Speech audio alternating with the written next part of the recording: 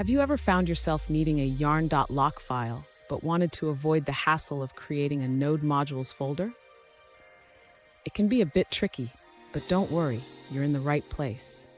Today, we're going to explore how to generate a yarn.lock file without installing any packages.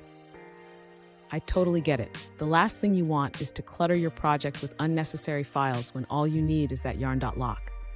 You're not alone in this. Many developers face this exact dilemma.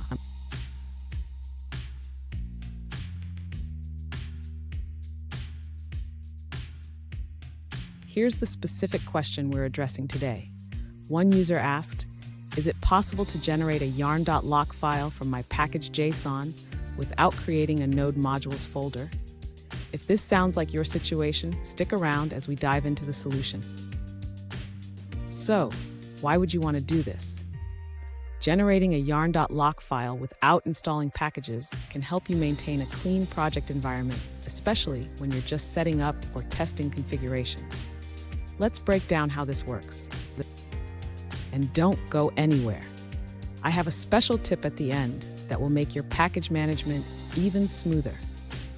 To generate a yarn.lock file without installing the packages, the user can utilize the yarn command line interface. First, they need to ensure that yarn is installed on their system. Next, the user should navigate to the directory containing their package.json file. This is where the yarn.lock file will be generated.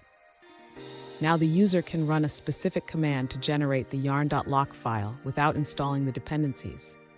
They should use the command yarn install frozen-lock file.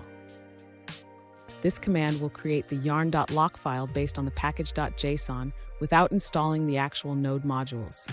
The user can now check their project directory for the newly created yarn.lock file.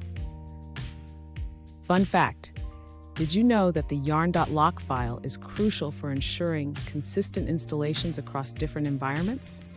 It's like a time capsule for your dependencies. Now let's look at the answers provided by other users. An alternative solution provided by another user is to use a specific command to generate the yarn.lock file without creating the node modules directory. They suggest using the command yarn install with the mode set to update lock file. Here's that special tip I promised. Always check your yarn.lock file after making changes to your package.json. This ensures that your project remains stable and predictable. And there you have it. You've successfully generated a yarn.lock file without creating a node modules folder. Remember, keeping your project clean is key.